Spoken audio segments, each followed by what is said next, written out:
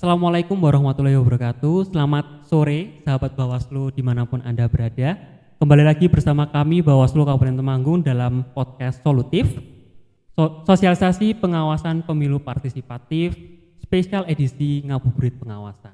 Bersama saya Rizky dan telah hadir di samping saya yaitu Bapak Koordinator Divisi SDM Organisasi dan Diklat Bawaslu Kabupaten Temanggung, Bapak Nasihudin. Selamat sore Pak. Selamat sore Mas. Assalamualaikum warahmatullahi wabarakatuh. Waalaikumsalam warahmatullahi wabarakatuh. Bagaimana Pak keadaannya, sehat? Alhamdulillah sehat walafiat. Mas Rizky bagaimana? Sehat? Alhamdulillah sehat juga Pak. Gimana nih Pak puasa hari ke-17 hari ini? Iya. Masih puasa Pak? Masih Pak.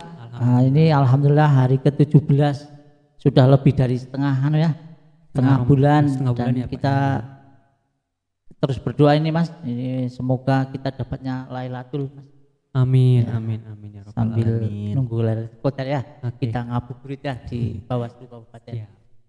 Baik sahabat Bawaslu, karena kita sudah kedatangan Bapak Koordinator Divisi SDM Organisasi dan Diklat, tentunya pada episode kali ini kita akan membahas terkait Divisi SDMO dan Diklat itu sendiri. Nah, mungkin untuk mengawali pertanyaan nih Pak. Pertanyaan pertama yaitu apa saja sih Pak tugas dan wewenang dari Divisi SDM Organisasi dan Diklat di tingkat Bawaslu Kabupaten Kota itu? Oh iya, terima kasih pertanyaannya. Ini pemirsa, sebelumnya kita mengenal dulu apa yang namanya Divisi SDMO. SDMO itu sumber daya manusia, organisasi dan diklat. Salah satu divisi yang ada di Bawaslu, khususnya di Bawaslu Kabupaten Temanggung. Nah, selain ada divisi-divisi lain yang ada misalnya PP, P2H dan sebagainya, ini salah satu divisi yang sangat menarik Mas. Banyak tugas juga ini, saya selaku koordifnya banyak belajar. Mengenai tugas SDMO ini sesuai dengan peraturan perundang-undangan di pasal 102. Yang pertama, tugas dari divisi SDMO itu adalah tugas umum ya, melakukan pencegahan dan penindakan jika ada pelanggaran proses pemilu maupun pemilihan. Ini tugas secara umum ya, tidak hanya SDMO saja ya. Ini menjadi kewajiban dari anggota Bawaslu Kabupaten ya. Kemudian selanjutnya adalah mengawasi pelaksanaan tahapan-tahapan pemilu maupun pemilihan. Jadi pemilu itu kita tahu ada beberapa tahapan-tahapan. Ada lagi tahap pencocokan, ada tahap pencalonan. Pokoknya banyaklah,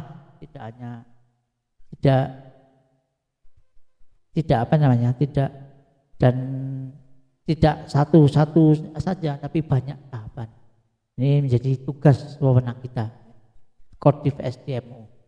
Kemudian ini adalah tugas selanjutnya, tugas kita semua ya, bukan hanya dari Bawaslu, tapi juga menjadi masyarakat, dari masyarakat pemirsa semuanya, itu mencegah terjadinya politik uang, praktek politik uang.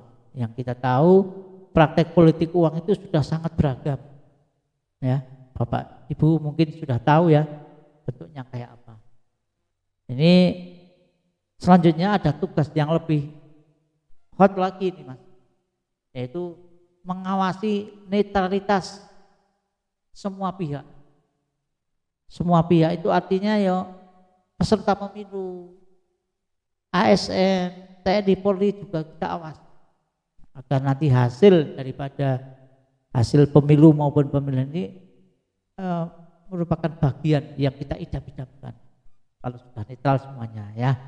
Kemudian yang lebih ngedon lagi mengawasi pelaksanaan putusan. Kemudian ada lagi, karena kita di divisi SDMO juga ada pengarsipan, yang namanya pengarsipan, ngarsip lah, surat menyurat dan sebagainya, itu menjadi tugas dari kami Koordif SDMO Kabupaten. Kemudian selanjutnya karena proses tahapan sudah, nanti ada evaluasi Mas, mengevaluasi pengawasan pemilu maupun pemilihan. Dan yang paling luas itu ini Mas yang terakhir, namanya melakukan tugas lain. Nah, ini tugas lain yang diatur di undang-undang. Itu ya, banyaknya tugasnya ya Mas. Menarik sekali Pak. Tadi Bapak sudah mention tadi bahwasanya seluruh divisi, tidak hanya divisi SDMU saja gitu ya, itu bertugas untuk mengawasi seluruh tahapan di pemilihan maupun pemilihan serentak. Lalu kemarin dalam pelaksanaan pemilihan serentak kemarin ini Pak, tahapan-tahapan apa saja yang kemudian menjadi PIC dari divisi SDMO organisasi dan diklat itu sendiri? Oh ya, tahapan yang menjadi fokus kita, fokus divisi SDMO itu satu, tahapan rekrutmen badan ad hoc. Itu satu. Yang kedua yaitu tahapan pengawasan logistik. Yang ketiga itu tahapan penetapan hasil begitu ya. Tahapan penetapan hasil. Jadi ada 3 yang di PIC kita. Rekrutmen pengawas ad hoc, pengawasan logistik, dan tahapan penetapan hasil pemilu maupun pemilihan ya.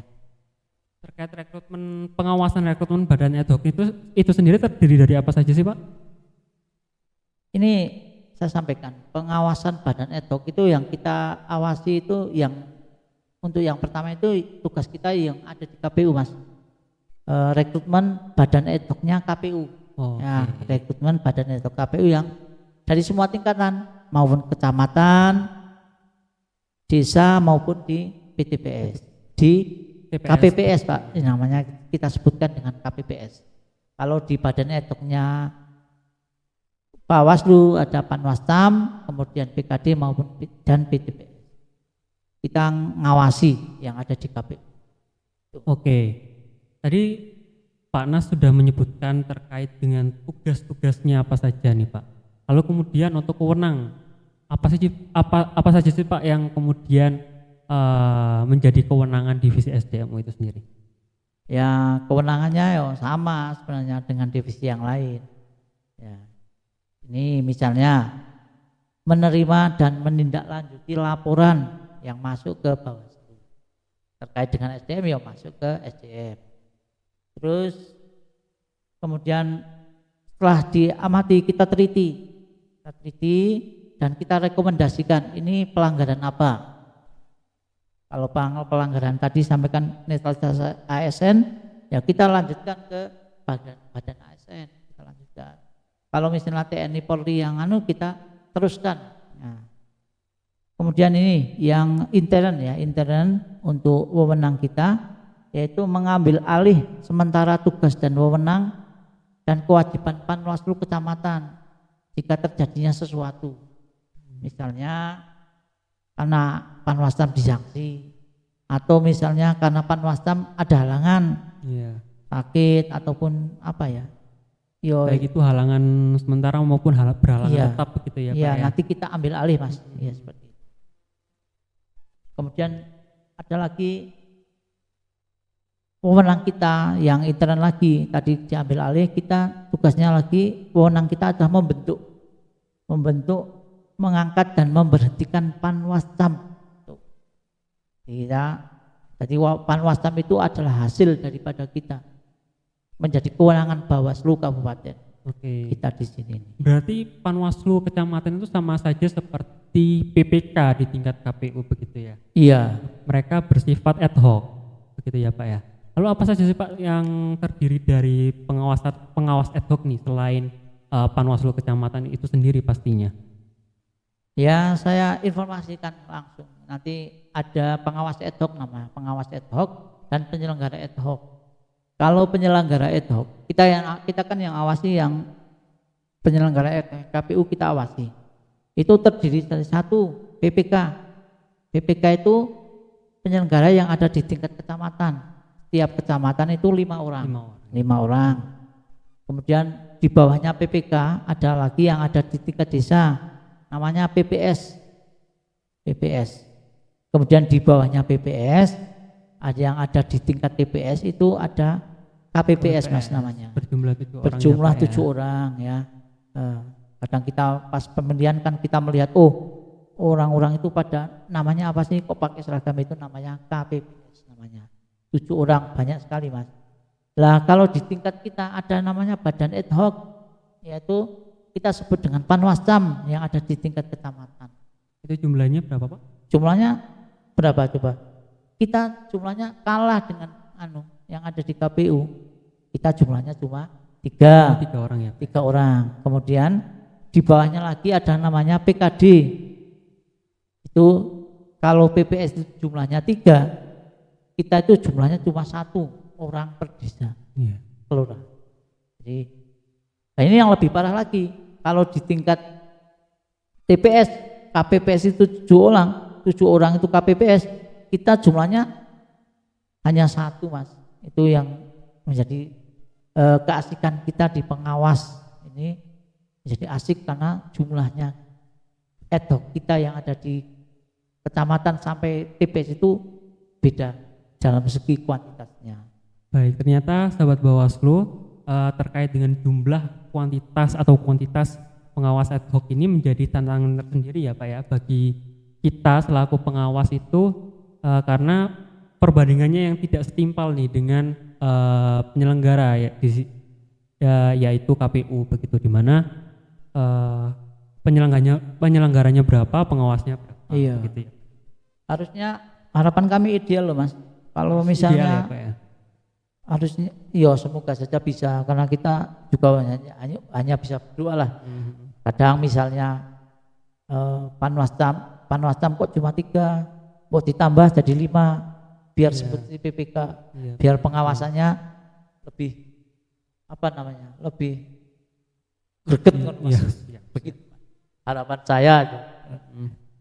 Lalu selaku koordinator divisi SDMO dan Diklat nih Pak, langkah-langkah strategis apa saja nih yang telah Bapak lakukan kemarin dalam rangka mewujudkan pengawas pemilu yang mumpuni nih dalam melakukan pengawasan tahapan kemarin? Oke, kalau pertanyaan seperti itu mungkin yang paling tepat itu yang saya jawab itu kita adakan BIMTEK Mas. BIMTEK. Apa itu BIMTEK Pak? BIMTEK itu teknis, ya? Sesuatu yang terkait dengan teknis. Ya teknis pengawasan badan ad hoc-nya bagaimana. Nanti pengawasannya kita teknisnya kayak kita BIMTEK terus. Nah, agar nanti dalam pengawasan itu nanti sesuai begitu. Nah, misalnya pengawasan pembentukan PPS misalnya. Nah, maka kita adakan BIMTEK untuk pengawasan pembentukan PPS. Gitu. Kita terus adakan BIMTEK. Kemudian selain BIMTEK ada lagi namanya wadah konsultasi. Jadi kita sediakan wadah konsultasi. Kalau di Bawaslu Temanggung ya ada ruang itu, ruang depan itu seringkali menjadi kunjungan daripada teman-teman Panwascam. Kayak punya kendala sesuatu, mereka datang ke sini konsultasikan permasalahan-permasalahan yang ada di wilayah mereka. Itu konsultasi. Selain ada tatap muka juga kita melayani konsultasi via WhatsApp gitu ya, WhatsApp online begitu ya. Pokoknya Pak, kita layani semua lah biar maksimal pengawasan. Lalu selain 2 itu apa ada lagi Pak? Masih ada? Misalnya pelatihan membuat, misalnya contoh pelatihan membuat berita acara sengketa. Berita acara kita dalam pelatihan agar kemampuan yang dimiliki oleh SDM kita di Panwascam maupun di PKD itu setara Mas. Termasuk juga kemarin kita sempat mengadakan simulasi pemungutan dan penghitungan suara gitu ya Pak. Simulasi penyelesaian sengketa, yaitu termasuk bentuk daripada pelatihan yang dilakukan oleh SDM. Jadi tadi ada 3 ya Mas, ada BIMTEK, kemudian penyediaan wadah konsultasi Panwascam ke Bawaslu, dan pelatihan yang kita lakukan. Itu efektif sekali loh Mas, bisa dilakukan seperti itu.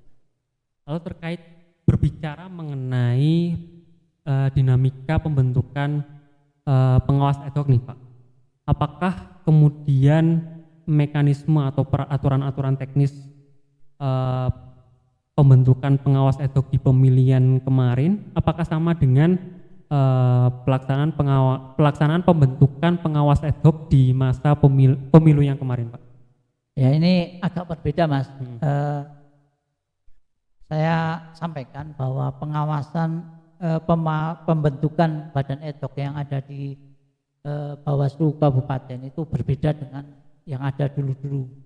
Karena kalau dulu itu pembentukannya pelaksanaan pemungutan di pemilu dan pemilihan itu beda tahun, maka seringkali pembentukannya itu hampir sama saja. Tapi untuk tahun 2024 ini ada yang namanya proses existing, Mas. Existing itu adalah pemberian kesempatan bagi Panwaslu kecamatan pemilu diberi kesempatan untuk mendaftar lagi menjadi Panwaslu kecamatan untuk pemilihan. Berarti sebelumnya pada pemilu 2024 kemarin tidak ada yang namanya jalur pendaftaran existing, begitu ya Pak ya? Iya. Baru di pemilihan serentak kali kemarin itu ya Pak ya? Iya. Jadi ceritanya itu kan di tahun 2002 itu Panwaslu kecamatan kan mulai membentuk. Iya. 2002 itu terbentuknya ya. 2002 kalau nggak salah itu sekitar Agustus mulai pendaftaran sampai dengan November itu kayaknya. Sampai pelantikan di November ya, 2022. Kemudian melakukan kegiatan, melakukan tugas-tugas Panwascam di tahapan pemilu begitu ya. Tapi di tahun 2024 itu kan beralih ke masa-masa pemilihan serentak. Ya. Maka dibentuklah dengan formula pembentukan existing itu. Existing itu tadi sampaikan mereka Panwaslu kecamatan diberikan kesempatan. Kemudian ada dievaluasi kan ada yang memang berniat ini untuk menjadi Panwaslu untuk pemilihan, ada yang juga tidak, Mas. Kadang sudah sibuk atau pindah kerjaan lain begitu. Berarti untuk Panwaslu kecamatan yang berasal dari pemilu ini dia bisa mengikuti jalur existing dengan terlebih dahulu dilakukan penilaian evaluasi atau evaluasi kinerja gitu ya oleh Bawaslu Kabupaten Kota itu sendiri ya Pak ya? Betul, iya. Oke. Lalu terkait dengan jumlahnya Pak, jumlah data-data pengawas ad hoc itu berapa sih pengawas ad hoc yang dibutuhkan untuk mengawal proses demokrasi yang ada di Kabupaten Temanggung ini? Kabupaten Temanggung itu kalau dilihat dari kuantitas pengawasnya untuk Panwascam itu 60 orang kita butuhkan. 60 orang 60 ya, orang karena setiap kecamatan terdiri dari 3. Dari 3 kali 20 kecamatan maka 60 orang. Kalau jumlah desanya ada 289, otomatis kita butuh 289 orang untuk menjadi pengawas tingkat desa, kelurahan desa. Nah, lanjut ke jumlah TPS yang ada di Kabupaten Temanggung untuk pemilihan kemarin ada 1.306 PTPS namanya. 1.304 itu TPS umum atau reguler ya, yang ada di desa-desa. Ada 2 yang TPS khusus, lokasi khusus, yaitu di TPS lokasi khusus rutan yang ada di dekatnya alun-alun. Kemudian ada Menganti. Menganti itu ada di daerah Kerkop itu maka dibentuk PTPS juga. Lalu terkait berbicara mengenai Panwaslu kecamatan Pak, berapa jumlah pendaftar yang kemarin diterima oleh Bawaslu Kabupaten Temanggung? Ini yang saya sampaikan ini semuanya ya. Iya, berarti dari existing maupun pendaftar baru. Iya. Ya. Itu berjumlah 144 orang, Mas. 144 orang dari kuota yang disediakan ada 60 orang. Jadi lumayan lah, alhamdulillah. Ada peminatnya juga banyak. 144 orang pendaftar dari existing maupun dari pendaftar umum. Pendaftar baru ya. Pendaftar baru. Itu semuanya juga Mas. Tidak dikuasai oleh kaum-kaum yang sudah berpengalaman. Kaum muda juga banyak loh yang mendaftar itu. Misalnya ada 19 orang itu dari umur 21 tahun itu kan logikanya baru lulus kuliah kan. Iya. Ada 19 orang 21 sampai 24 tahun itu 19 orang. Kemudian yang usia masa kemasan juga banyak. Ada 47 orang di usia 25 sampai 35 itu usia-usia seperti itu. Kemudian ada yang lebih tua lagi sampai 50 tahun itu ada 45 orang, dan para kaum tua jadul-jadul juga ada loh Mas yang daftar. Ya ada 33 orang banyak toh. Itu dari rentang usia berapa sampai berapa Pak? Kalau usia yang tua itu kita anggaplah 50 ke atas lah sudah. Ada 33 orang yang daftar gitu. Ya. Jadi perlu saya apresiasi juga para pendaftar meskipun masih kecil 21 tahun sudah itu ya yang sangat saya harapkan biar nanti juga bisa menjadi pengalaman bagi adik-adik kita yang pada usia 21 sampai 24. Berarti ini bukti bahwasanya generasi muda di Kabupaten Temanggung ini peduli terhadap untuk mengawal proses demokrasi di Kabupaten Temanggung. Iya, ini, ya Pak ya. Iya. Di samping tadi saya sampaikan yang 50 tahun ke atas juga banyak. Oh, gitu. Ini eksistensi juga ini Mas. Bukan existing bukan, tapi eksistensi mereka para yang sudah tua-tua 50 gitu ya. Itu Mas. Lalu terkait setelah mendaftar gitu ya, dilakukan serangkaian proses kegiatan, serangkaian proses seleksi begitu ya, mulai dari seleksi tes tertulis, wawancara bahkan begitu ya Pak. Lalu kemudian penetapan terpilih Panwaslu kecamatan terpilih begitu Pak. Nah itu ada berapa Pak jumlah Panwaslu kecamatan yang terpilih itu? Yang di awal tadi saya sampaikan 60 orang 60 untuk orang Panwascam. Ya? Tapi ini agak menyedihkan Mas. Kan kita sering kali daftar kuota 30% perempuan. Nah ini untuk Temanggung untuk pemilihan ini dari 60 orang itu hanya 9 orang yang dari keterwakilan perempuan. Oh, ini 9 orang. 51 orangnya itu berjenis kelamin laki-laki. Ya, ini belum sampai 30, ini persentasenya baru 18%. 18%. Ini menjadi evaluasi bagi kita ya. Begitu kita ke sosialisasi lagi ke kaum perempuan biar tetap ikut partisipasi, paling tidak ya nyampe 30 lah. Iya. Tapi ya tidak apa-apa, yang penting itu sudah tercukupi 60 orang itu Mas. Oke. Lalu kemudian selain Panwaslu kecamatan, pengawas ad hoc itu juga terdiri dari Panwaslu kelurahan desa dan juga pengawas TPS. Nah itu mungkin bisa dijelaskan terkait dua hal tersebut. Kalau ini yang menarik bukan banyak PKD Mas. Ini yang lebih menarik daripada dari Panwascam itu adalah yang ada di PTPS. Dari 1.306 orang PTPS yang kita rekrut itu sudah 56 melebihi 30 Mas, 56 keterwakilan perempuan. Okay. Kalau di tingkat atas Panwascam itu hanya 18, ini sudah bagus sekali 56% keterwakilan perempuan. Dari jumlah dari 1.300 ada 581 orang laki-laki, kemudian 725 dari perempuan. Bagus toh Mas ini. Oh, bagus sekali itu Pak. Lalu kemudian siapa yang kemudian berwenang untuk membentuk, mengangkat dan juga memberhentikan dari PKD dan juga PTPS itu sendiri Pak? Nah ini kalau tadi kan tugas kita di Bawaslu Kabupaten itu kan mengangkat Panwascam. Yeah. Nah, kemudian kalau Panwascam terbentuk, nah Panwascam kita berikan kewenangan untuk mengangkat PKD dan PTPS. Jadi kalau PKD dan PTPS itu menjadi wewenang daripada Panwascam, bukan wewenang lagi Bawaslu Kabupaten ya. Ini perlu diingat, jadi Panwascam itu berwenang untuk PKD, mengangkat dan memberhentikan PKD dan PTPS itu. Tapi kemudian berdasarkan pengalaman kemarin untuk pembentukan Panwaslu kelurahan desa itu untuk sementara untuk pendaftarannya di-handle sama kabupaten itu ya? Sempat di-handle sama kabupaten, apa betul Pak? Ya betul sekali. Kalau untuk pemilihan 2024 itu pertama untuk pengawas kelurahan desa itu karena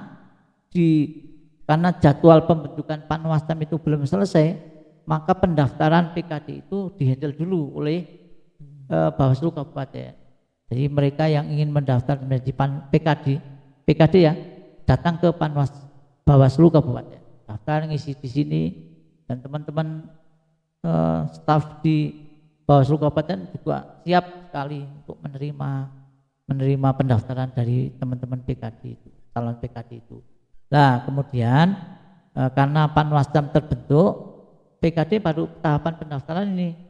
Nah, Panwascam terbentuk, nah kita serahkan untuk proses selanjutnya setelah pendaftaran kita serahkan ke Panwascam karena sudah terbentuk. Jadi dihandle oleh kabupaten itu karena Panwascamnya belum terbentuk.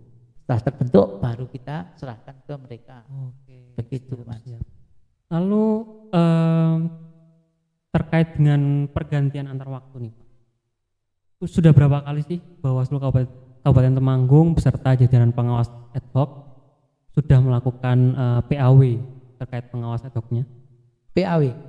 Jadi begini, dalam perjalanan teman-teman kita yang ada di ad hoc itu kadang-kala ada yang halangan, misalnya meninggal dunia, misalnya sakit, misalnya tidak sanggup dan sebagainya. Atau mungkin keterima kerja di itu seringkali tempat seperti lain itu. Begitu, sehingga tidak bisa full time menjadi pengawas. Iya.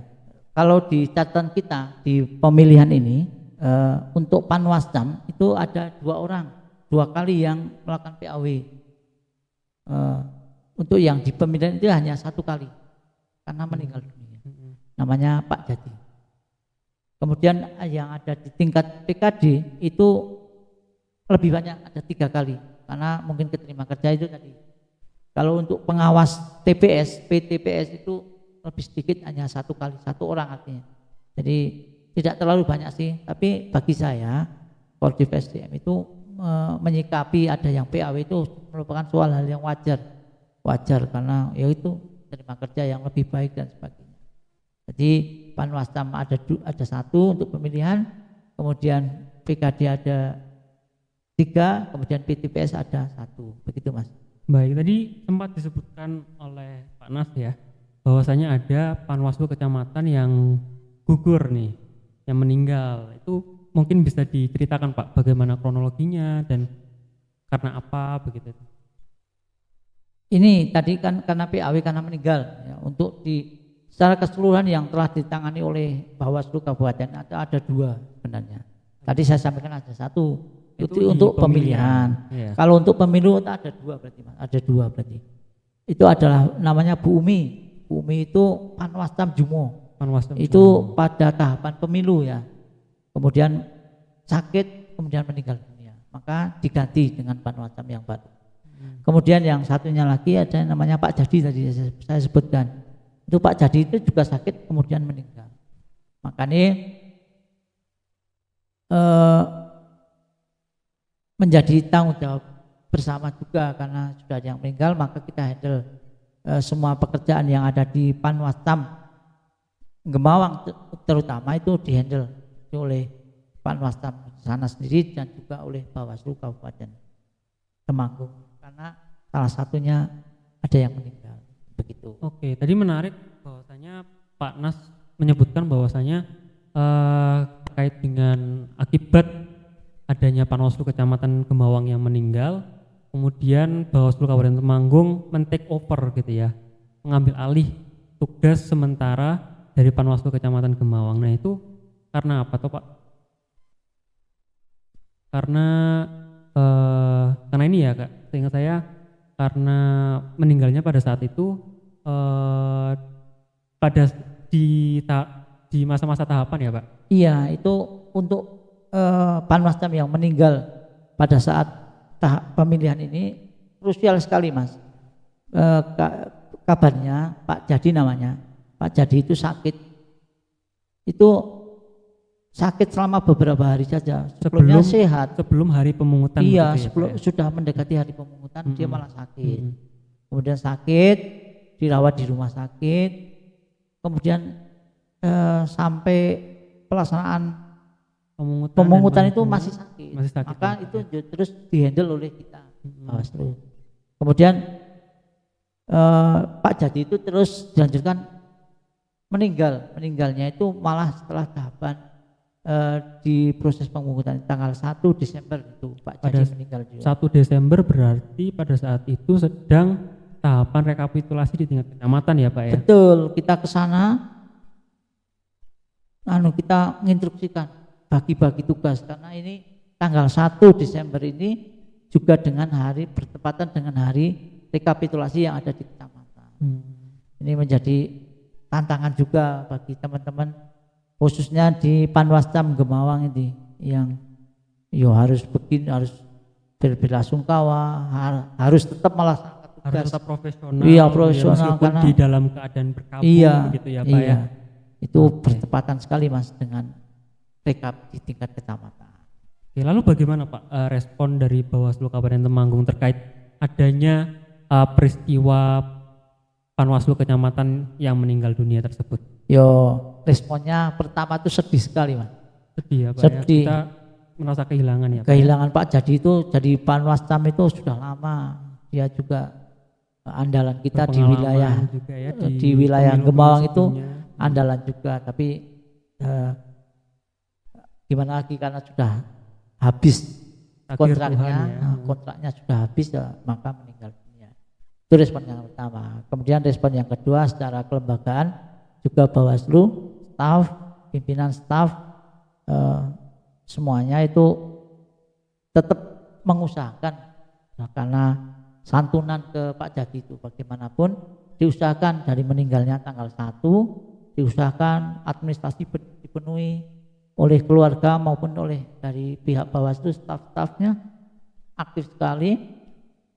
Kemudian alhamdulillah dari BPJS Ketenagakerjaan itu tanggal, kalau tidak salah itu tanggal 4 Februari itu dikasih secara simbolis gitu ya? santunan dari BPJS itu untuk keluarga Pak Jadi itu harapannya bisa lebih bermanfaat ya kepada keluarganya, dan itu tidak bukan semuanya itu dari proaktif dari keluarga Pak Jadi dalam pengurusan dan juga proaktif dari internalnya Bawaslu sendiri itu Mas, Bawaslu Kabupaten itu kerjasamanya dengan BPJS Ketenagakerjaan begitu.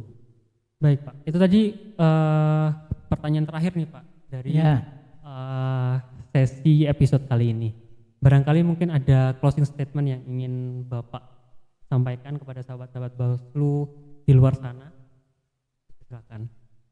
Ya, untuk penutupan closing statementnya yang pertama saya mengucapkan terima kasih. Alhamdulillah sekali saya bisa bersama Bapak Ibu semua di podcast spesial edisi Ngabuburit kali ini.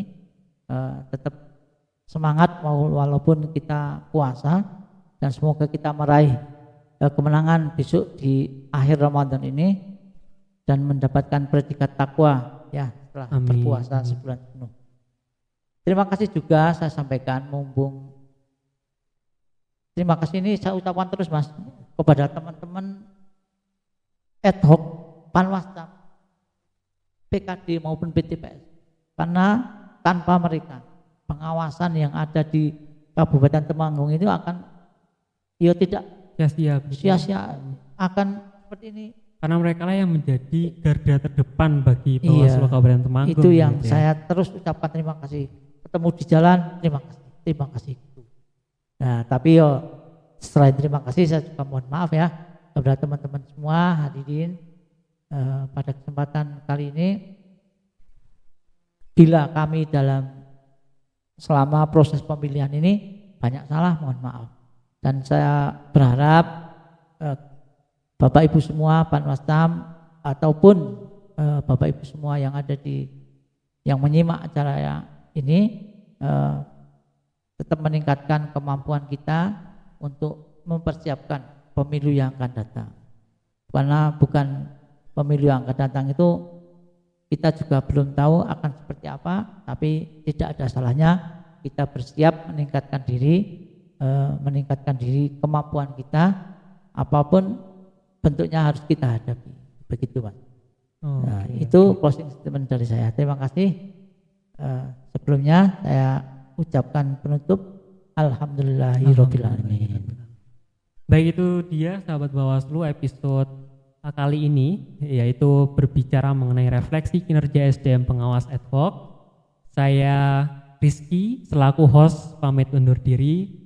Bersama rakyat awasi pemilu. Bersama Bawaslu tegakkan keadilan pemilu.